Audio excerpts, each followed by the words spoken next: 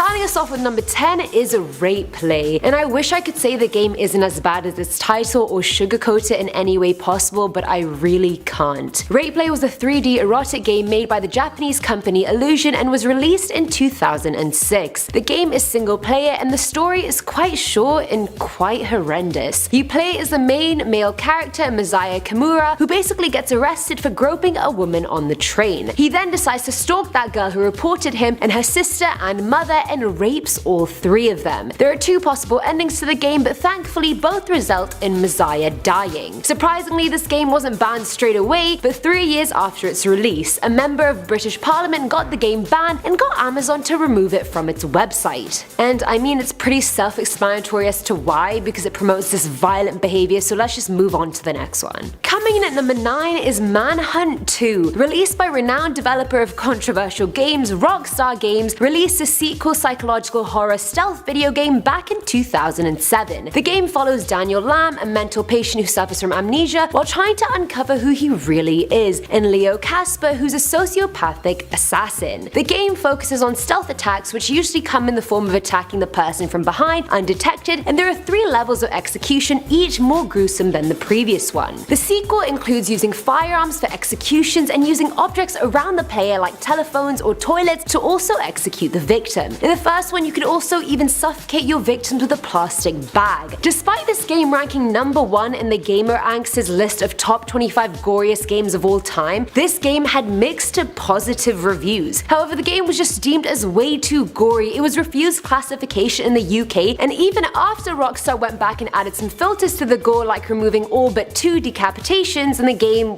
that's an improvement, I guess, it still ended up being banned from sale in South Korea, Germany, Ireland, Kuwait, New Zealand, and Saudi Arabia. Seeing the screenshots of this game, it really is gore to the max, and I'm not one that's really disgusted by gore, but it's a lot. At number 8 now, we have Grand Theft Auto. Now, I've played GTA 5 and San Andreas, the latter being my favorite, and it's funny because growing up my sister used to mute the game so I couldn't hear the characters swearing while I played. And I know you can do bad stuff in the game, but I didn't realize it was banned in so many countries. If you haven't played it, GTA has you playing as the main character and you complete missions and achieve your objectives in the story. But when you're not playing the story, you're free to roam around the world you're in, free to run over people if you want, fight with whoever you want, just you name it, you can do it in GTA. The game does have a lot of violence in it, as well as general mayhem and sexual content. Way back in 2008, a man called Paul Wachino was riding in a cab in Bangkok, and when it was time to pay the cab driver, he stabbed him to death, citing GTA, saying killing seemed easy in the game. The game was banned in Thailand after that. Different components of the series are also banned in Brazil, China, Japan, Malaysia, Saudi Arabia, South Korea,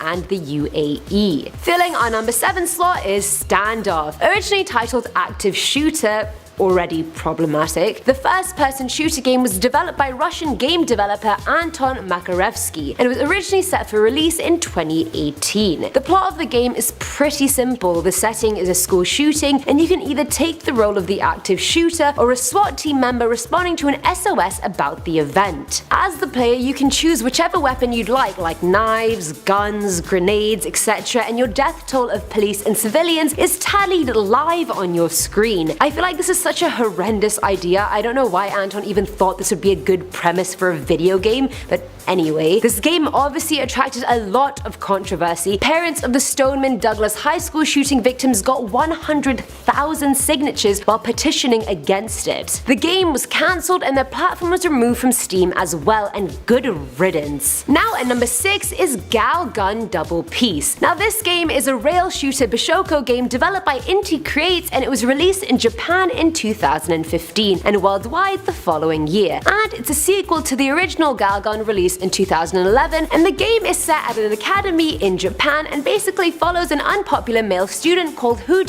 Kudoki. A student Cupid, I know that doesn't make sense but go with it, hits Hude with 32 times the original intended amount, and then soon after the whole school is in love with him. So much so they start hurting him in a way involving bondage, you could say. The game follows him shooting his female classmates with pheromone pheromone shots while he desperately tries to find his true love girlfriend before sunset, because if he doesn't, he'll face a lifetime alone. The game has been banned in countries like New Zealand and the UAE for supporting and promoting the exploitation of children and the use of coercion and force during sexual conduct. Coming in at number 5 is Postal 2 or Postal Squared. This is a black comedy shooter video game released by Running with Scissors back in 2003. Black comedy basically just means jokes about things that are taboo like death, mental illness, sexuality, discrimination, racism, etc. The game follows Postal Dude going through the week, and each day he has a bunch of mundane tasks he has to do, like buy milk, do groceries, etc. As the player, you can do these tasks peacefully, or you can choose to do them as violently as you want. The choice is yours. Throughout the game, you're provoked by basically everyone in the game almost all the time. A year after its release, the Office of Film and Literature Classification banned the game in New Zealand for excessive levels of violence as well as animal abuse. And that's not even the worst the game has to offer. This game is interesting because it's hard to sort of ban or hate it because it really only gets as bad as you let it get. You can finish the game harming no one, or you can finish it while killing everyone. At number 4 now is Hatred. Now this game is an isometric shoot 'em up video game released by Destructive Creations in 2015. This game follows the main character who's a misanthropic mass killer who's on a genocide crusade mission trying to kill as many people as he can. For what reason? There is none. Its trailer release alone back in 2014 had already garnered a lot of controversy, and by the time it was released it got severely negative reviews. The game pretty much has no message or moral whatsoever other than a slew of endless violence, and I don't get why someone would create a game full of that much death and destruction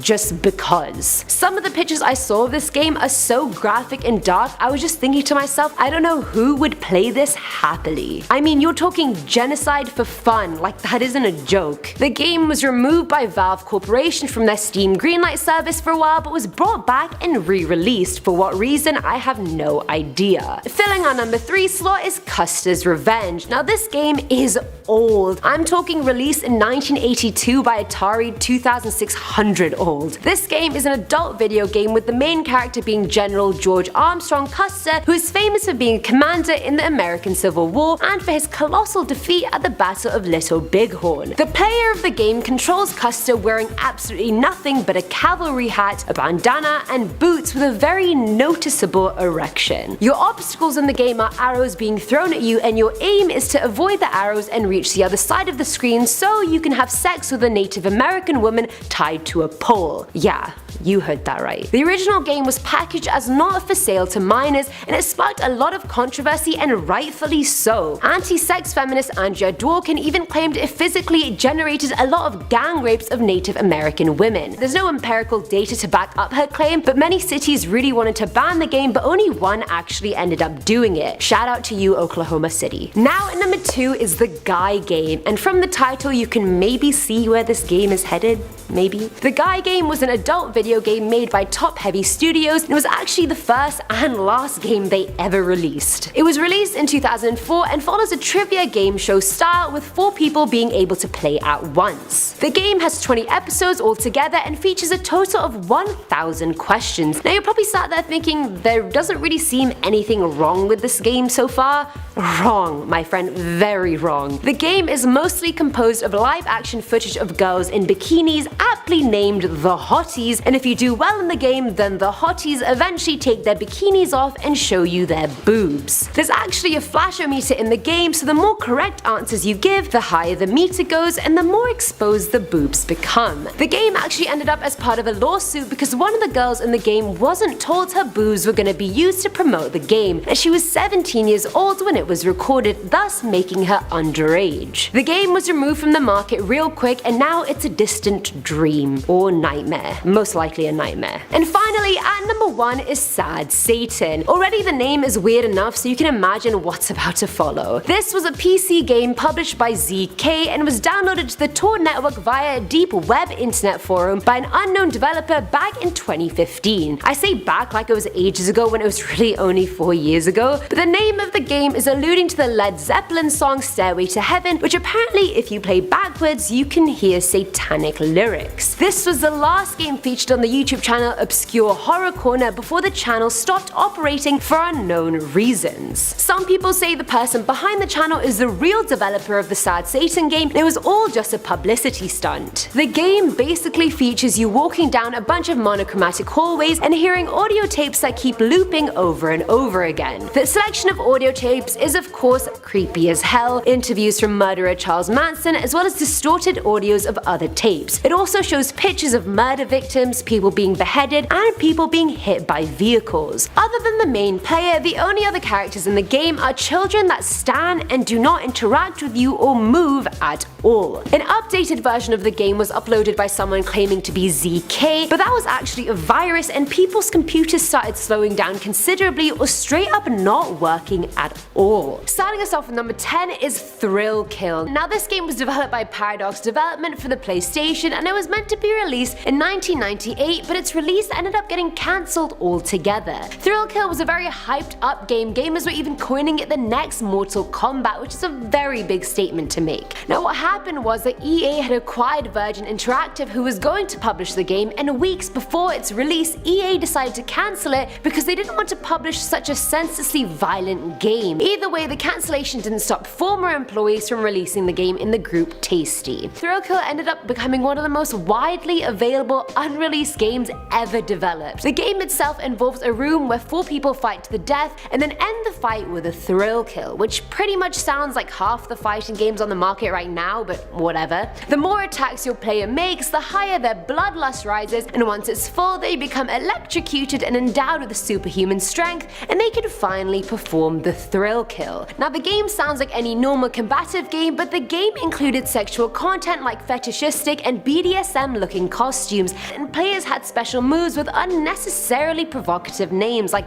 Swallow This and Slap. Coming in at number 9 we have Pokemon. No Pikachu, I choose you? What do you mean? And Eamon, what do you mean Pokemon is on this list? I play it all the time. Hold on people, hold on, let's just relax for a quick second. Pokemon, Pokemon Go, and the TCG and most of its predecessors are banned in Saudi Arabia. Back in 2001, the Mufti, which is the highest religious authority in the country, banned the game, claiming it promoted gambling with children because sometimes they had to pay money in exchange for the cards, and it promoted Zionism. The religious edict stated the energy cards had symbols on them that resemble the Star of David, which is the national emblem of Israel. The country's senior cleric Sheikh Abdul Aziz bin Abdullah said most cards have symbols like triangles, significant for Freemasons, and crosses sacred for Christians. But Saudi Arabia is not alone. Some organizations in Slovakia say that TV shows based on the game are detrimental to children, and a Christian church in Mexico even deemed the game demonic. Now what do you guys think? I've played Pokemon Go, I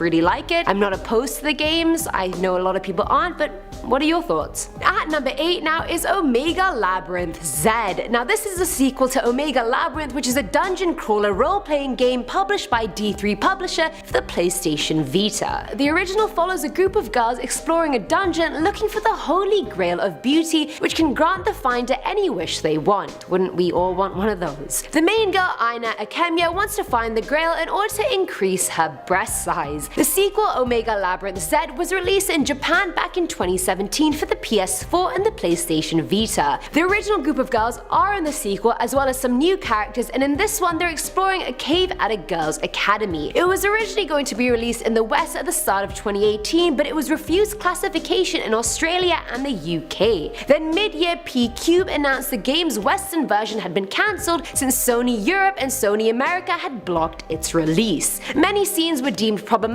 because they involved sexual stimulation of the young characters and undressing them as well. During some mini games, the player has to touch points on the girls' bodies to arouse them, and if they succeed, they activate a shame break where parts of their clothing starts coming off. In another minigame, the player puts honey on the girls' bodies, whereafter a dog-like creature of some kind has to lick the honey off their bodies while they respond with sexualized language. And again, their clothing comes off too. I don't know how this part aids the girls in finding what they're looking for, but Sure. Filling our number 7 slot, we have Bully, or as it's known in the European market, Dog Eat Dog. Now this game was published by Rockstar Games for the PS2 way back in 2006, which honestly seems like a lifetime ago. The story is set in the town of Bulworth, and you're a student who's trying to rise in the social ranks at school. I feel like that sounds like any school in real life, but anyway, like GTA, you're free to roam the town as you please. You play as the character of Jimmy, who goes to Bulworth Academy and soon realizes the school is filled to the brim with bullies. The game initially caused a lot of controversy amongst educators and parents who thought the game was glorifying school bullying.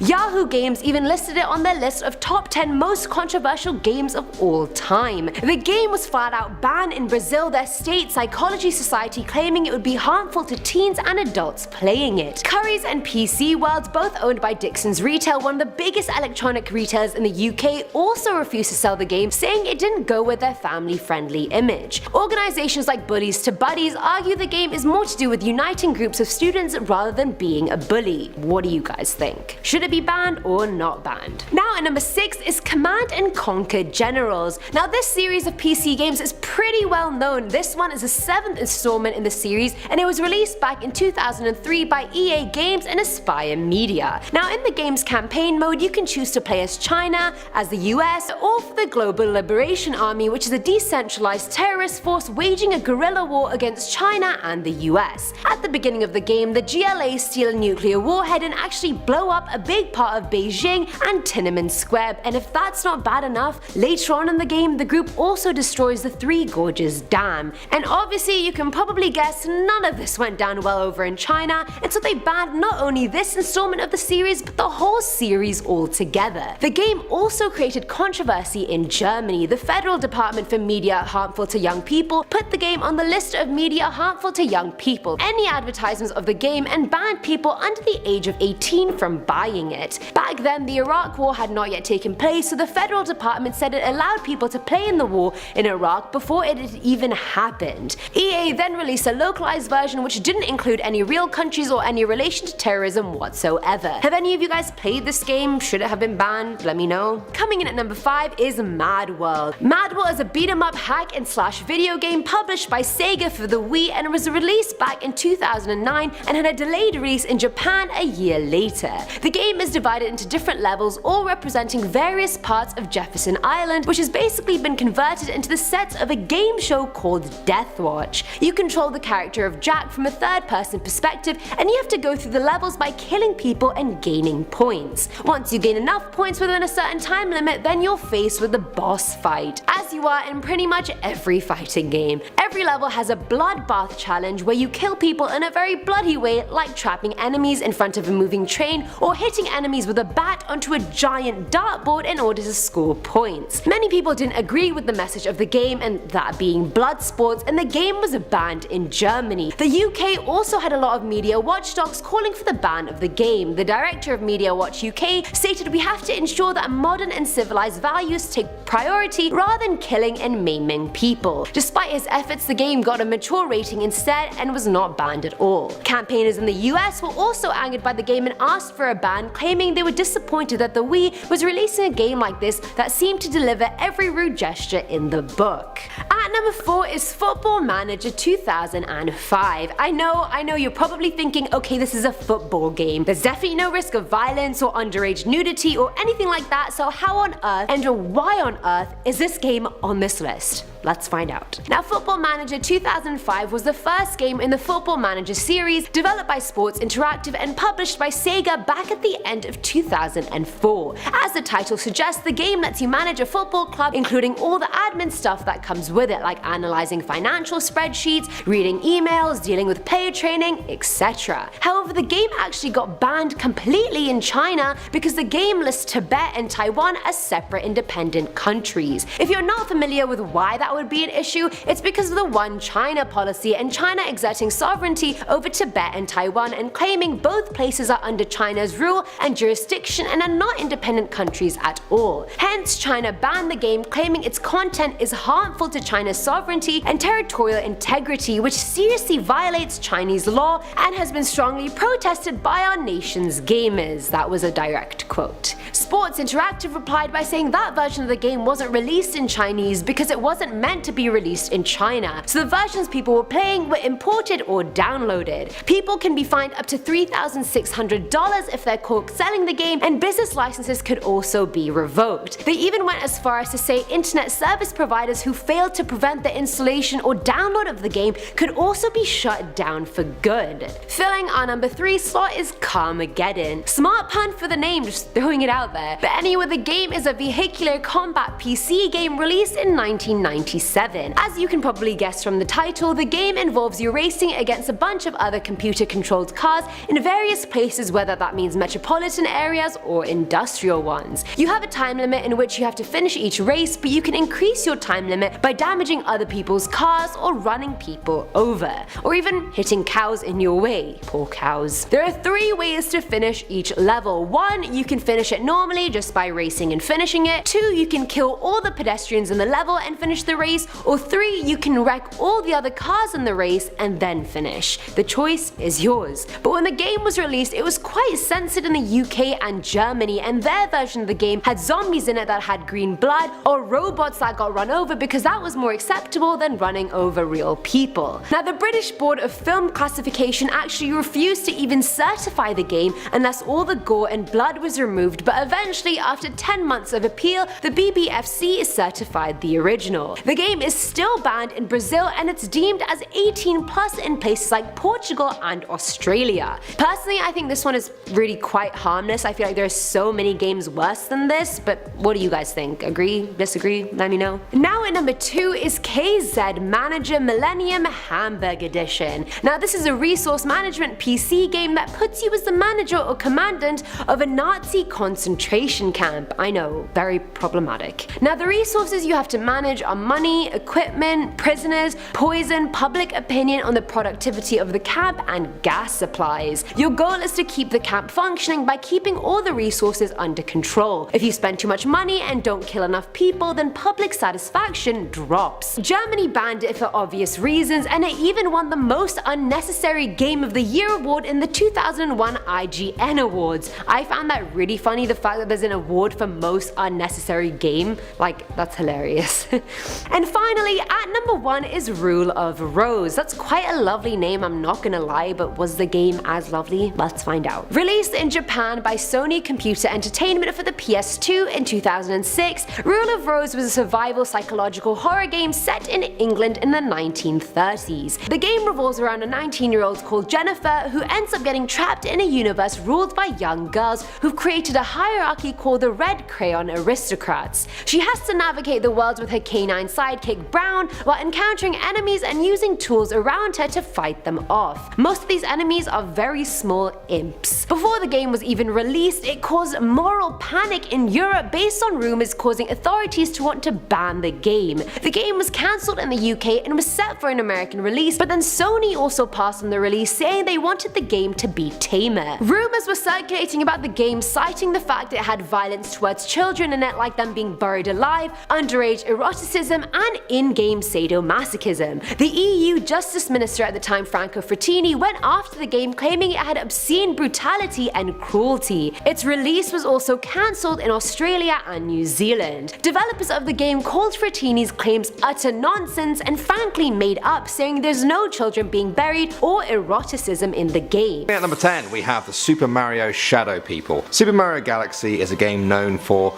pure fun, bright colours, familiar faces, and a whole lot of bouncing around on little stars. It's also gained a reputation for featuring the Shadow People. At the beginning of the Shiverburn Galaxy level, strange shadowy figures can be seen at the top of the cliff in the background. Now at first, many people brushed this off as just people's imagination running wild. Then someone took the initiative to look through the game files. They found that the name of the background image is called Hell Valley Sky Tree. Who said anything about Hell Valley? The internet exploded with conversation about this. Who were these shadow people, always watching you, even though you can never get any closer to them, and nobody even mentions them in the game. Some people have tried to explain these away as just trees, but others say, I ain't seen no tree that looks like that. It's one of those things where if Nintendo actually acknowledged it, it may not be so creepy, but the fact that they have still refused to means people are left wondering who the shadow people of Hell Valley are. Next up at number 9 now, we have the Hall of Tortured Souls. This is a well-known Easter egg that was hidden hidden in the coding of Windows 95. Deep in the software, there is a hidden game there.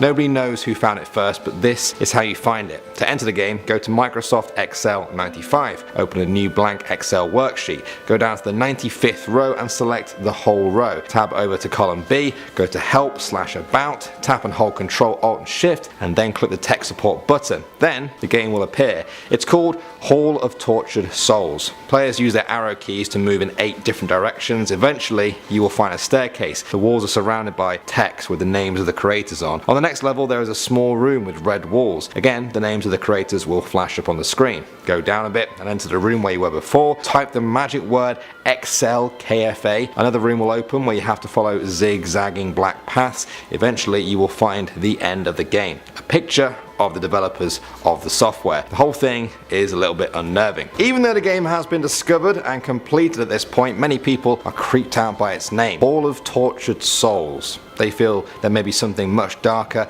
hidden deeper in that game. Maybe one of you guys will be the one to find it. Next up at number 8 now, we have Polybius. Some call this the most dangerous video game ever made. The story begins in Portland, 1981. A local arcade hall was attracting more visitors than normal. All the games were busy, but only one had a long line of people wanting to play it. A new game, Polybius. The players couldn't stop playing it. When they were finally forced off it, they began to act strangely. They said they felt nauseous, stressed, and had terrifying nightmares. Others had seizures. There were even reports of all the madness forcing people to suicide. The one common thing that everyone felt was that they were unable to control their own thoughts anymore. Then people began to notice that the game was being serviced a lot more than usual. Other games might get checked by technicians maybe once a month, but Polybius was being checked every single week. Men in black suits would come, record its data, and then leave. They would never take the coins and seemed to have no interest in the money it had made. After a while of this, the mysterious arcade game vanished as soon as it arrived, taken by the very same men in suits. People believed that the men and a machine were from the CIA, that it was all part of a mind control program, an experiment that was sending subliminal messages to players. So, was there any truth to this? Well, that's the faith you kind of need to put into the story. The story has been repeated and spread for almost 40 years now, but it's very hard to verify as the arcade machine and the men who monitored it disappeared without a trace. If this program has continued to modern times though, perhaps they've just got better at hiding their experiments in your games. Next up at number 7 now, we have the ghost of GTA 5. It's been almost 5 years now since GTA 5 was released, and by now it seems that players really have discovered every last secret and Easter egg the game has been hiding. One of them does stick out as a lot more creepy than others though. Near the peak of Mount Gordo there is a flat rock on the ground which bears the word Jock written in blood. Between 11 PM and midnight in the game, the player can see the ghost of a woman appear near the rock with long black hair and wearing a white dress. She is said to be the ghost of Jolene Cranley Evans. She was the wife of Jock Cranley, a famous stunt double in the game from years ago. The story goes that she didn't want to move from their home near Mount Gordo to the city of Los Santos so that Jock could pursue his stunt double career. He took her up for a walk on the mountain and pushed her off, where she fell to her death. He was arrested but released due to lack of evidence. Now she haunts the mountain in the game. If players go to a nearby campsite, they can hear screaming or an incomprehensible whispering sound which, if played backwards, says, "Let's see your shot." The final creepy thing is that if you try to approach this ghost, she will vanish straight into the night. Next up at number 6 now, we have Luigi is dead. There's something you Luigi fans never want to hear. However, there are clues in some Super Mario games that he really is. In Luigi's Mansion, during the blackout that happens after the boss battle of Area 3, Luigi journeys to the telephone room and answers 2 calls. During these calls, while Luigi is holding the phone to his ear, the player must wait until there is a lightning flash, and then they will see that Luigi's shadow has been twisted into a way that looks like he's been hanged. Now, some people say this shadow is the metaphorical shadow of a much darker game that was actually meant to be released, or that they just forgot to take this part out. Others say this was intentional and a nod from the developers to the fact that Luigi has been dead for many years now. He killed himself after always having to live in the shadow of his more popular and famous brother. Nintendo says it's just a glitch, but others say that's just a cover-up, and as much as Nintendo fans don't want to hear it, Luigi is dead. Next up at number 5 now, we have Lavender Town. Those of you that have played the original Pokemon games on Game Boy may already be familiar with how creepy the Lavender Town theme music is. I mean, the whole town is based around dead Pokemon. That's kind of the point. But there is a story that goes way deeper and darker than you know. Following the release of Pokemon Red and Green, there were a number of reported child suicides in Japan. When players got to Lavender Town, the music had a strange effect on them. Let's hear it really quick as a reminder.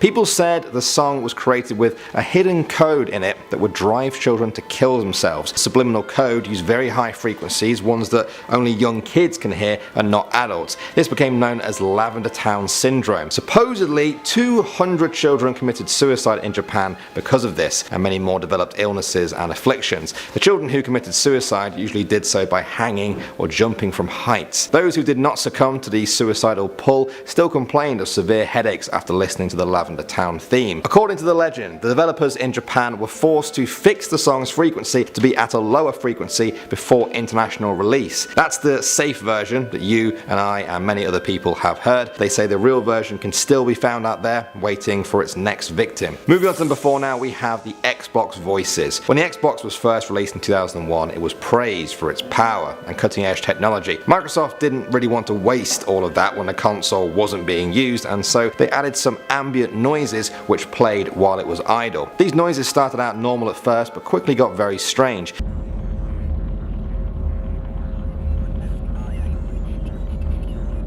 People said it kind of sounded like the console was channeling voices from the dead. Naturally, people wanted answers from Microsoft. Was this some sort of subliminal messaging? Was it supposed to influence dreams when players fall asleep with the console on in their room? Well, the company said it wasn't actually even their own music. It was public domain audio from NASA transmissions from the Apollo missions. For those of you that don't know, these were the missions that went to the moon. If you think you can handle it, I'd recommend listening to the whole thing. People report hearing robotic voices, whispers, and even Halloween music. Either people are seriously imagining things, or Microsoft and NASA have some explaining to do. Next up, number 3 now, we have Kill Switch. This game is just straight up creepy if it does actually exist. You see, back in 1989, this game was released in which the player had the choice of playing either a Ghast or a Porto. It was nearly impossible to play as Ghast because he was invisible, which meant that almost everyone chose Porto. Items you found appeared at the bottom of the screen. You find pieces of a tape recorder and could listen to events that transformed the mine you're in into the hell that it became. The game was eerie, hollow,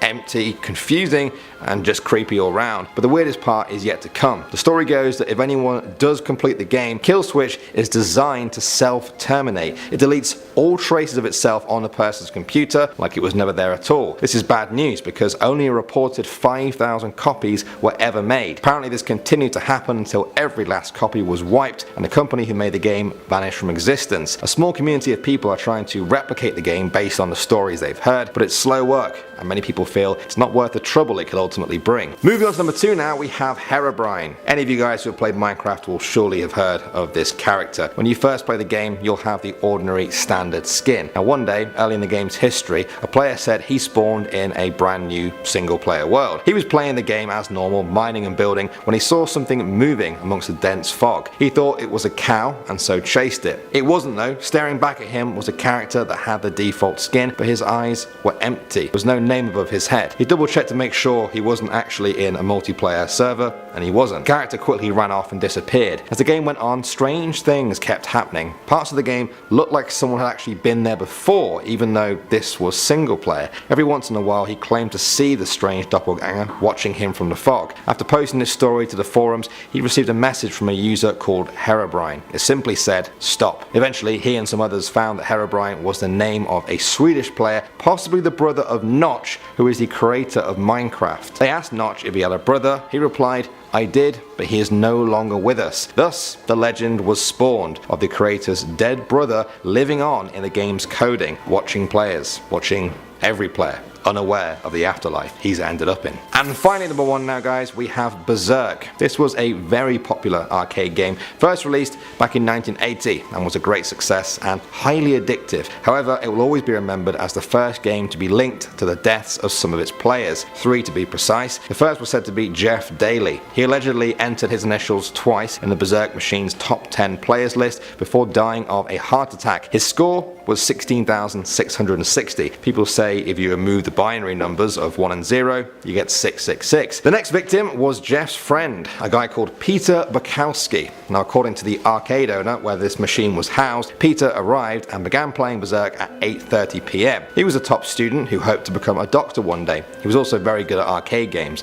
After 50 minutes of playing, he posted his initials next to 2 high scores on the leaderboard. He then took 4 steps away, put a quarter into a different game, and then collapsed dead from a heart attack. The third death was said to happen to a guy who got into a fight over a quarter that was meant to be put into the Berserk machine. He was stabbed to death. Of course, people began to connect the dots and became convinced that this arcade machine had something to do with all the deaths. It's rare that a kid dies during or just after playing any video game, but 3 all connected to the same one. You can see why the legend of Berserk has persisted. Starting us off at number 10 is Luigi's Mansion. No one can ever turn down a game of Mario Kart, let's be real. It's such a quick, fun game, but honestly it's hard as hell, especially on the Wii. Like, what are you meant to do when you're going that fast and there are no barriers stopping you from falling into the ether? Either way, number 10 isn't about Mario Kart, but it is in the Mario world. Luigi's Mansion was one of the earliest games in the franchise, and as you can guess, it's focused on Luigi. The point of the game was to get Luigi through this haunted mansion whilst collecting ghosts along the way. Rumor has it that the original version of the game was a lot darker than the one released, but because they changed everything so last minute, bits from the darker version stayed on. This legend claims Luigi's dead. At one point of the game, he goes into a room to answer the phone and then lightning flashes. On the wall, you can see Luigi's shadow hanging above the ground with his arms next to him. It was so hyper-realistic, more so than the other shadows in the game. In the dark version, maybe Luigi hangs himself and the point is to save him before he does. Either way, I feel bad for the scarred kids that played that version of the game. Coming in at number 9 is Polybius. Now, this urban legend started circulating around 1981 in Portland, Oregon, and it was actually an arcade game. Retro, I know. It was apparently so popular that it got players super addicted to the point lines started forming around the game and people would regularly fight over their turns. Legend has it the game was actually a government-run crowdsourced psychological experiment. Many reported seeing men in black visit the machines in order to collect unknown data from them. Apparently, they would test the responses to the game for psychoactive effects, and most users suffered from hallucinations, amnesia, insomnia, and night terrors. It was said it was a CIA experiment spun off MK Ultra, which is a psychoactive drug study done on unsuspecting subjects. Which I don't even think is legal, but then again, isn't half the stuff the CIA does illegal? The game randomly disappeared without a trace from all arcade markets a month after its release, and that was the end of that. Fun fact of the day, Polybius was also the name of a Greek historian who is known for his claim that historians should never report on things they can't verify through eyewitnesses, which I feel like links to the game also. They wanted to collect first-hand primary data to verify whatever they were trying to find out. Whether they did or not, God knows. At number 8, we have Shenlong. I feel like you're not a true gamer if you haven't tried your hand at any of the Street Fighter games. It's one of the OG fighting games, but personally I do prefer Tekken over any other fighting game. Either way, this urban legend focuses on the secret mythical character called Shenlong that was supposedly in Street Fighter 2. The legend originated from a mistranslation of Ryu's victory crow after his Shoryuken attack. The quote translated to, "You must defeat Shenlong to stand a chance." At that point, any gamer is probably thinking, okay, I now have to either face the final boss that is Shenlong, or he's a character I haven't unlocked yet, both of which were false. Electronic Gaming Monthly added more fuel to the fire when they published an article with step-by-step instructions on how to unlock Shenlong, but it was an April Fool's Day prank. But other platforms started reposting the instructions and it just kept going from there. In 1992, the instruction manual of Street Fighter 2 even stated Shenlong was simply Ryu's and Ken's martial arts teacher, nothing more. But the legend lives on. Filling at number 7 slot is Pale Luna. The game is literally a text-based adventure game in which you move your player through a forest while holding a rope and a shovel. Throughout you playing, you're constantly followed by the moon that creepily smiles when you do certain actions. At the end of the game, the player uses its shovel to dig at a certain location, and then all of a sudden, a series of random numbers just pop onto the screen, except they're not random. They're apparently coordinates. Only one player has ever gone to the coordinates the game gave him, and when he arrived at the location, which was a forest near San Diego, he found a real-life crime scene and the dead body of a missing little girl. Now, at number 6 is Kill Switch. Now, this one is sus because no one could ever confirm or provide evidence that this game actually existed. Despite there being no evidence, there were extremely detailed accounts of every part of the game, from the plot, the soundtrack, gameplay, puzzles, and more. The plot of the game follows this woman that randomly wakes up at the bottom of a coal mine injured. From there, she has to make it through the mine, battling undead miners, possessed machinery, and demons, and somehow make it out alive. Now, what's interesting about this game is that it gives you the option of who you want to play as. You can be Porto, the girl, or you can be Gast, an invisible demon. Most people played as Porto, since playing as Gast was literally impossible since you had no idea where he was, so how are you meant to get through the obstacles? The reason no one has ever been able to confirm the game existed is because as soon as you finish the game, it deletes itself from the user's computer. The game file wouldn't allow copying onto another laptop, and only 5,000 copies of the game were ever created. Now, I'm a bit mad that I didn't get to play this game. Coming in at number 5 is Ben Drowned. This is one of the most famous urban legends surrounding a video game ever, and it involves a haunted copy of The Legend of Zelda Majora's Mask. Now, don't get me wrong, the game alone is already creepy as hell since the world is on the brink of collapse, and on top of that, an anonymous person managed to find a corrupted version of the game. The boy went home and loaded up the game on his Nintendo 64 and saw that there was one save file on it already titled Ben. Thinking nothing of it, the user created a new file, but even after doing that, the characters of the game would only call him Ben. The game was off, things were more distorted than they should have been, even safe areas didn't look safe. What made matters worse was the statue that looked like Link stalked the player the whole time he was playing. The boy who owned the cartridge before him died in a lake, and the game is clearly still haunted by him. If a person tries to delete the Ben save file, then a message saying you shouldn't have done that appears on the screen. After that, the user starts getting psychologically tormented by the enraged spirit of Ben. At number 4 are creepy children. Now, I've never played the MMO World of Warcraft, but a bunch of my friends play and they love it. I personally know about LoL more than I know about WoW, but that's because I guess more of my friends have played it. Either way, WoW players have reported seeing a group of 6 NPC kids they later started referring to as the creepy children. The kids just stand around randomly near the town of Goldshire and Elwyn, but the weirdest part is that they stand in the shape of a pentagon. Other players have even reported hearing growls, crying, and screaming while standing in the middle of the formation. Now, I definitely don't think WoW producers intentionally put in those 6 NPCs, so could the game have been hacked? It is online after all, but even then, what was the purpose other than just creeping people out? Like, someone make it make sense. Filling at number 3 slot is GTA or Grand Theft Auto. Now, I said this in my video games that are illegal series, and I'll say it again and again, I bloody love GTA. San Andreas was my favorite, it always has been. I remember my sister used to make me play it on mute so I couldn't hear any of the swearing because I was too young. Lol, wonder how that plan went. Either way, if you haven't played, then GTA San Andreas is this open world game where you can either go along with the storyline and finish it, or literally just be on your and kill pedestrians and steal their cars. Players have reported seeing very strange things in the game, like run-down cars on the road without a driver, haunted houses, and of course Bigfoot himself. The player who found him claimed he was lurking deep in the woods of Flint County, and people believed him. San Andreas had a lot of Easter eggs in it and accurate references to real life, so who's to say they didn't put Bigfoot in there just for fun? Some players found him and took pictures of him before posting it online, whereas other people had zero luck. Rockstar even added fuel to the legend by featuring it in GTA 5. Franklin has to hunt down this Bigfoot impersonator who just creepily really enjoys the creature. Also, GTA 5 was overrated, I did not enjoy it. Now at number 2 is Fallout 3. Now, I haven't personally played Fallout, but I think everyone has at least heard of the Fallout franchise. Released in 2008, Fallout 3 is set in a post-apocalyptic open world, which is essentially the ruins of Washington, D.C. All throughout the game, your player picks up radio transmissions that, if correct, will be a list of numbers followed by Morse code.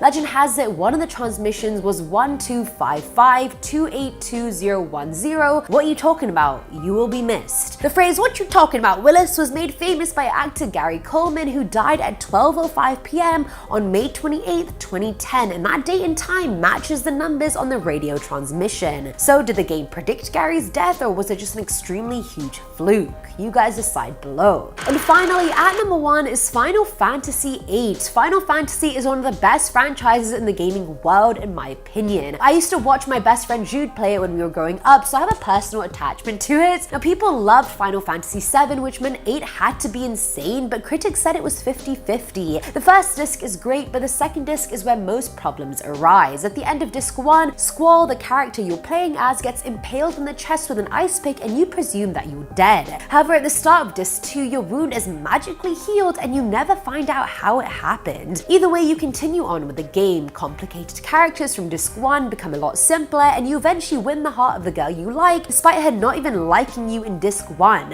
After the final battle of the game, Squall has this extended hallucination where in his love interest's face it's always a blur, and the one look we get at Squall himself, his face is a black hole. That ending had players believe that Squall did die after disc 1 and that disc 2 was either full of his dreams or it was just his afterlife. Starting off this countdown, we have the Predators. Legend goes that a group of online predators are using this game to get in contact with young children.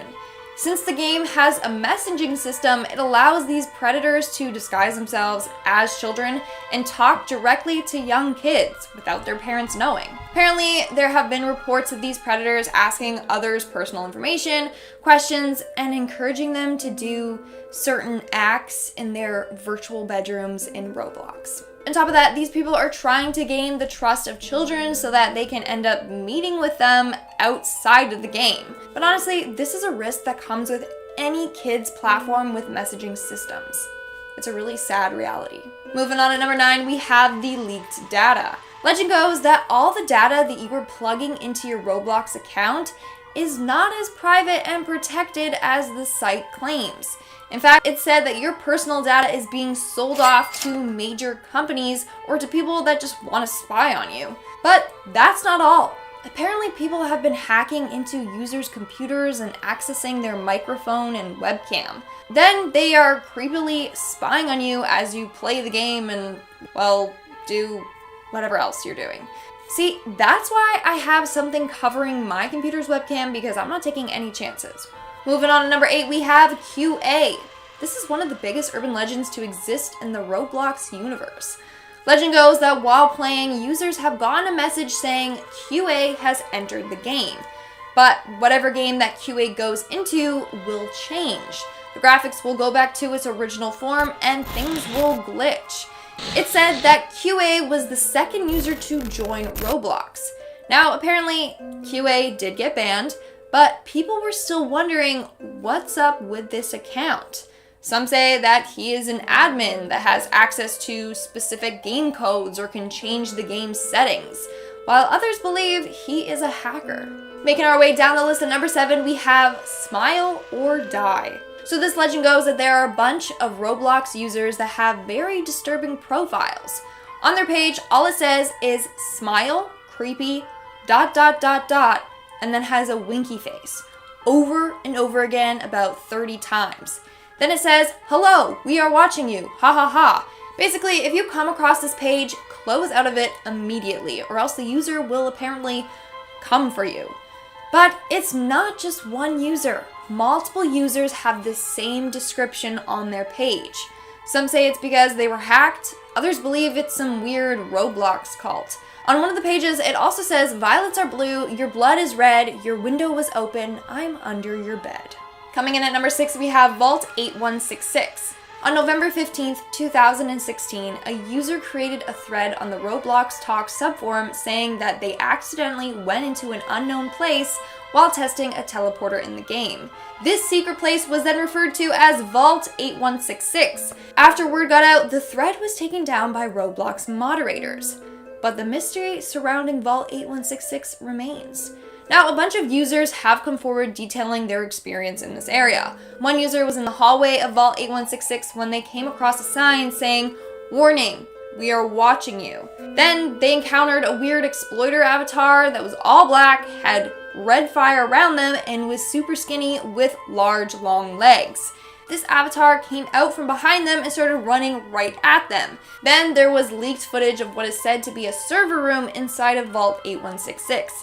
And there's a bunch of other leaked videos that are all pretty creepy and unusual. So pray you never encounter this vault area. It's where bad things apparently happen, and Roblox never wanted anyone to discover it in the first place. We are now at our 5th and halfway mark with 4NN1. This legend revolves around a user with the name 4NN1, which apparently is short for Annie. But whatever you do not befriend this user and do not play with them. So legend begins when a player kept getting spammed with messages from the user 4NN1. She really wanted him to play with her and wouldn't leave him alone. He finally caved and joined her game, which was called 4NN1's Place. But while there, she started asking him some pretty dark and creepy questions like, have you ever eaten raw dog, and do you want to touch rusty nails? He blocked her, but this did nothing. She kept sending him messages and appearing in game lobbies. The legend ends with 4NN1 setting her place ablaze and the user entering the house to see a very disturbing, scary looking burning figure. In our 4th spot, we have the information leaker. Legend goes that there is a user that can find out your personal information and threaten to leak it. A user named Laura had this happen to her. A user started to message her and harass her. They somehow found out that she was from Canada, found out her full name and even her address.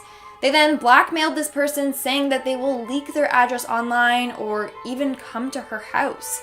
To this day, poor Laura doesn't know how they got hold of any of her personal information.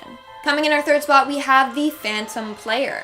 Legend goes that there is a mysterious Phantom Player that numerous people have encountered in this game.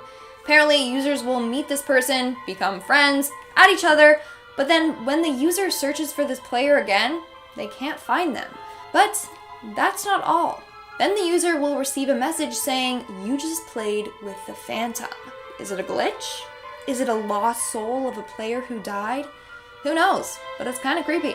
Moving on to number 2, we have Rust.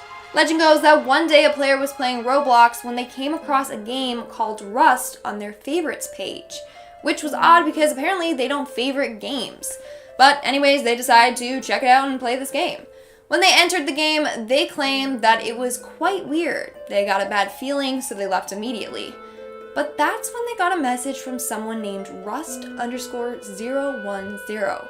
It read, Rust, and the subject read, Rusted Away. He ended up blocking this player, but when they went to a different game, Rust_010 also joined the game, and then everyone in the server was then teleported to his game. Then they were spammed by a bunch of friend requests, all from users whose names started with Rust_. Well, later they found out that Rust has some sort of script that can gather your personal information. Now apparently a bunch of other players have come in contact with this player, and if you do, never interact with them at all. Nobody knows their true intentions. And in our number 1 spot, we have the Cursed Account. This legend is about a dad who bought his daughter a used computer for her birthday. The dad, trying to save some coin, bought this computer off of an owner whose son died in a fire. It was the son's computer. Now, his daughter loved Roblox, so he downloaded the game for her and let her play. However, the dead boy was still signed into his Roblox account. But for some reason, his avatar was completely black. His username was Can'tSqueal999, and he had created a game called Help. Well, when they played this game, their entire screen went black, and all they could hear were screams. Later on, they found out that the boy had not died in a fire like the owner claimed, but instead was killed by him. Kicking things off at number 10, we have Alien Isolation. Now, fans of the Alien movies have probably sat there at one point when watching them and thought, you know what, this is proper terrifying. I'm just glad I don't have to actually experience it myself. Well, you don't have to, but now you can.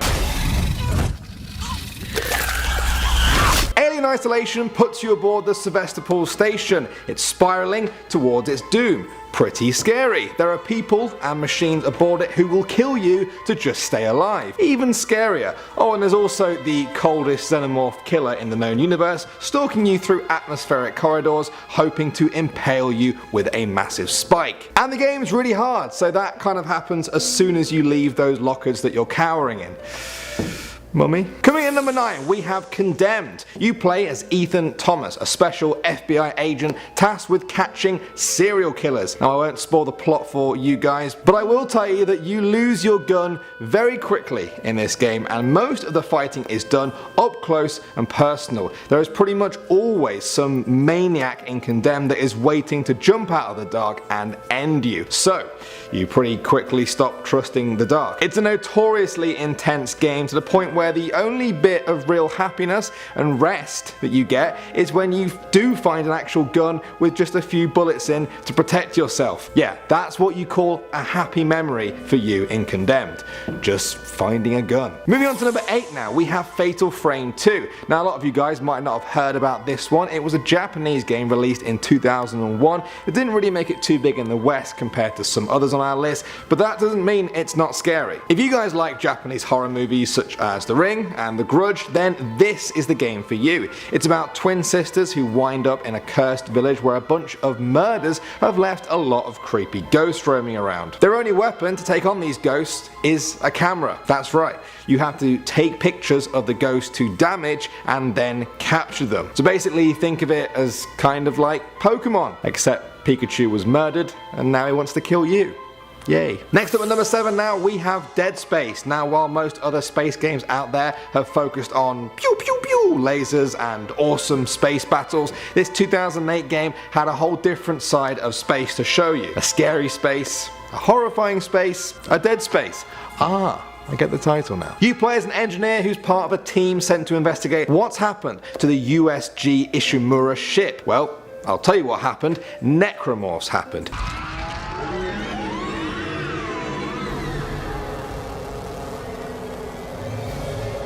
You have to fight these ghoulish monstrosities using not much more than glorified engineering tools. Whenever the tense atmosphere is broken by these creatures, you find that shooting them in the head isn't enough. I know, it normally is. You also need to blow off every single one of their limbs too. That's like the total opposite to every other creature in video games. That's not the first surprising thing that Dead Space will throw at you, and it certainly isn't the last. Coming in number 6, we've got Until Dawn. This 2015 game is for horror fans everywhere who can't get enough of the classic ways to scare people.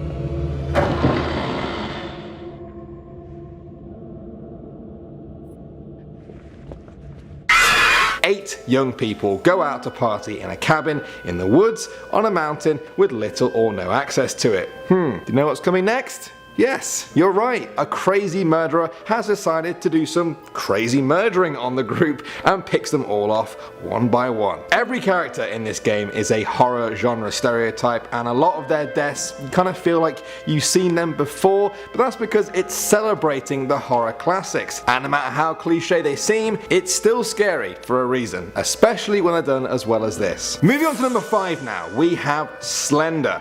Now, I don't care what anyone says, this game is scary. When this game came out in 2012, it didn't have any fancy plot lines or complex character relationships to carry it. It boiled down the horror genre to one simple thing: being alone in the woods. It must be something primal within all of us, because the game was hugely popular when it was released, with everyone wanting to see if their friends were right about it. Was it really that scary? You had to collect 8 pages scattered around a dark wood, and with every page you collect, the music gets more and more intense, the fog around you thickens, and Slender Man gets that little bit closer. It was that simple, and it was terrifying.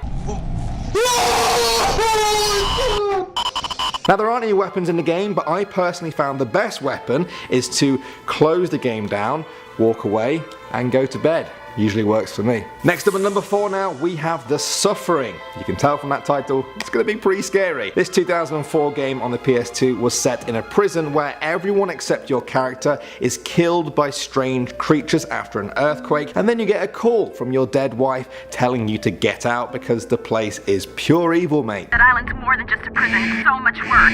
It brings out the worst in everyone. That's right, this game will actually make you wish you were still locked in your cell with prison guards for the rest of your life. That's what you want. Instead though, you get tormented by 3 creepy ghosts with their own twisted pasts as you try and battle your way out of the prison and off the island. But first you have to go through a maze of dark corridors filled with twisted creatures that represent different forms of execution. I know, right? One tries to stab you with syringes, that's lethal injection, and another drops from the ceiling with a noose. Yeah, just make sure you're not tired when you play this because you might not sleep for a while. I think I'm safe in the light. You've got to get me out of here! Sitting at the number 3 spot now, we have Resident Evil. The first game in the series sits you down in a creepy house called Spencer Mansion and pits you against some very creepy zombies, scary puzzles, and a building that pretty much wouldn't mind seeing you dead. Every corner seems to come with a threat of lurking zombies, and when you know that you've got so few resources to stop them, it can really get to you mentally. Oh, and they sometimes come back from the dead if you don't dispose of them properly. So that's nice. Now the key word in this game is relentless. There's a constant feeling of dread all the way throughout it, and a lot of people find that way more scary than the occasional jump scare. Moving on now to our number 2 spot, we have Amnesia. You play as Daniel, a young man from London in the year 1839. But you wake up in the creepy Brennenburg Castle, and although there are plenty of scary things in this game, one of the scariest happens right at the start. Daniel wakes up with no memory of how he got there at all. All he finds is a note from himself saying that he's erased his own memory and now he has to go into the castle to kill Baron Alexander and avoid the creepy shadow behind him at all costs. Now through all the truly dark corridors, Daniel tries to piece his life and memories back together. Now there have been a whole bunch of big YouTubers out there who have done playthroughs of this game for the simple reason that it is terrifying to play and also watch. And once you've finished, it's even kind of scary to remember it. Although I'm not sure if I can remember it now. And finally at number 1, we have Silent Hill 2. You guys know how some games will start off kind of normal and then slowly get scary. Well, Silent Hill 2 starts off with the main character, James Sunderland, getting a letter from his dead wife, who's been dead for 3 years. She says she's waiting in their special place in the town of Silent Hill. Now amazingly, things only get creepier from there, to be honest. The thing about this game is despite being scared by the fog, Pyramid Head, the monsters and all those creepy sounds, and his own dead wife, you still want to go on. It just sucks you in and then you end up scaring yourself as you try to uncover the mysteries of Silent Hill.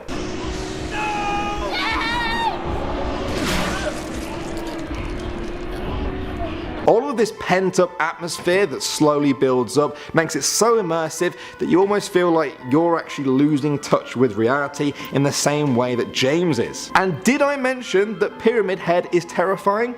Yeah, Pyramid Head is terrifying. Stop! Leave her alone! Leave us both the hell alone! Number 10, the dead sun theory. So where does this wonderful world of Minecraft take place? Did it start when block-shaped mommy and block-shaped daddy loved each other and then they started smashing their bricks together? Smashing bricks should for sure be an expression for when Minecraft characters bone. Well, the internet has told me different. Some people yelling into the online void about Minecraft say it takes place on a burnt out sun. The theory states that people who used to live on the original Earth saw that the sun was dying out, so they packed up all their pickaxes, jumped onto a spaceship, and then flew away to the dying sun while simultaneously blowing up their planet so it created a new star. I'm pretty sure that's not how a star is born. A star is born by releasing the song Just Dance and then climbing your way all the way up to an Oscar. But this would be the reason why there's all sorts of weird monsters lying around, right? Because there's monsters on the sun now, I guess. I'm gonna stop asking questions. I'm just gonna go play the game, I guess. Number 9,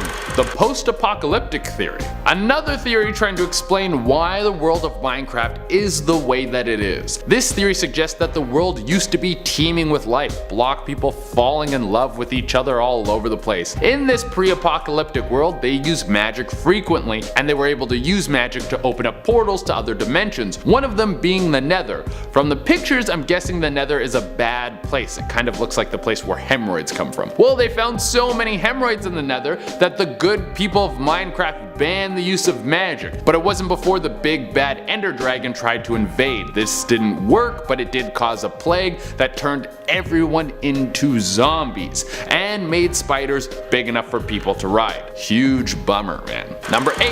What the hell is the Nether? If you're a Minecraft expert like the 10-year-old kid who wouldn't shut up when I was sitting in the waiting room at the dentist the other day, I hope they wire him shut for good. Then you know that the Nether can be accessed by using obsidian blocks to create a portal. Once you walk through the portal, you end up in a fiery world that looks like the inside of a YouTuber's butthole after they do the ghost chili pepper challenge. It's covered with fire and brimstone and has dead creatures running all over it. Well, most people understand this place to be Minecraft's version of hell. Why would you want to go to hell prematurely? I'm sure many of you are gonna make it there in 60 years with just a little hard work. Well, the reason you want to go there is so you can get a bunch of stuff to craft new material. That's why we're here, right? We're addicted to the craft. We just want one more hit of craft. Number 7. Herobrine. I want to remind you that I've never played Minecraft, so from what I understand is that when you're playing Minecraft single player mode, you're basically stuck in the world by yourself except for some pigs, sheep, and villagers. Well, someone apparently ran into another character that looks exactly like a mirror image of the character you play in Minecraft, Steve, except he had hollow glowing eyes. That's always a good sign when you run into a doppelganger and they have glowing eyes. Well, there's a lot of debate on this one. Most people say that it's not real at all, that there's not even a code for him. But some die-hard Herobrine truthists won't let it go and they swear that he is real. Number 6. Minecraft is purgatory. Minecraft is a world where you're forced to search and craft stuff while also fighting off strange monsters. And if you ever die, you're brought back to life and forced to continue the journey. Well, forced is a little bit of a strong word. I don't think there's some poor teen out there who's being forced to craft things or get shoved into a wood chipper Fargo style. But that's the loop. And why is that the loop? Well, the point is to get to the Nether, so you can get some demonic eyes and open up a portal to the Ender Dragon, who created everything and could be God. You then kill the Ender Dragon and then I'm guessing you become God, or I'm not sure how that works. But it does make sense. If the Ender Dragon is God and the Nether is hell, then the world that you craft things on would be purgatory between those two worlds. I have to admit, this list is getting me very interested in playing Minecraft. Write in the comments how many hours it would take for me to go from beginning to killing the Ender Dragon. Number 5. The Ender Dragon is Satan. Rolling off the last one, if the Ender Dragon isn't God, he could be Satan. I mean, he does have horns and scaly skin, he's pretty much already there. Also, is the Ender Dragon a he or a she? I don't know. Are they a they? I don't know how to address dragons. Whatever the pronouns are for a dragon, it is all powerful and it seems to be the end goal for Minecraft. Well, the basic single player Minecraft. I mean, there has to be way more stuff than just fighting the dragon. The game has been thriving for 10 years. It would make sense that the Ender Dragon is the devil. The only way you can get to him is by going through hell and getting the eyes of demons. You need to use those eyes to open up a portal to go fight him in what I assume is double hell. Like if you need a portal to go through hell to go to another area that's like hell deluxe, like hell with the regular features but a premium suite. This further backs up the theory that Minecraft could all take place in purgatory. It just changes the motivation of digging up those blocks a little bit. Number 4. Soul Sand. If you're skilled enough to get the obsidian blocks and go into the Nether, you might come across Soul Sand. And Soul Sand isn't some desert themed R&B band from the 90s, although if they were, I bet they would wear parachute pants and vests and that's it. But it's a type of sand that only exists in the Nether, and what's creepy about it is that it seems to have faces stuck in the sand, like the sand itself is made out of people. I wonder if Microsoft came out with a high-def version of this game, you could see all the textures and be able to see the pain coming out of the people's faces. Like when you look back at your divorced parents' wedding photos and you're like, wow, they really never loved each other. If you walk over the soul sand, you'll sink in a little bit. People People think that's because the souls in there are trapped and trying to steal your body. Either that or it's just quicksand. Number 3. Creepers are pigs. Well, this one is actually true. Well, it's half true. The pigs don't go kaioken and then try to turn into creepers or transform into unrecognizable monsters like me after 11 beers. But they were made by the creator Notch when he was playing around with the pig model. He was probably trying to turn the pig into something that looked like a swastika but settled for a creeper. There are also theories on the internet that the creepers are an evolution of pigs. The reason that they attack you is because they're fighting for the same area to live in. Basically old school war, like when you would fight over land in turmeric. Minecraft is all a big metaphor for mental health. All of you at home remember it's important to take care of your brain and feel good. Get some sunlight, work out, eat a bunch of healthy food, all those things help. And Minecraft might be a metaphor for what it's like when dealing with your emotions gets very tough. You have skeletons in your closet and maybe you gotta go clean them out. The zombies are people who don't understand you and only seem like they're there to attack you. And the creepers are depression. They sneak up on you and then explode. And the Ender Dragon represents you facing your inner demons. You literally need to go through hell to face them. And number 1 on our list is Disc 11 and Disc 13. So in the world of Minecraft you might come across some discs with some weird music on them. Most of them have some pretty dope bangers on them except for Disc 11 and Disc 13. Both of them are creepy as hell. One of them sounds like someone running away from something and then digging. It must be an extra track from one of the R. Kelly albums. And the other sounds like an alien trying to talk to us. Both of them give me a lot of feelings of nope, no thanks, I don't need any more of that. Whatever creepy stories behind these songs, I'm good. I don't need to know. But some people think that both these tracks are people being tortured by some of the creatures in the Minecraft world. I'm gonna go back to playing Dota Auto Chess. I think I'm good on Minecraft.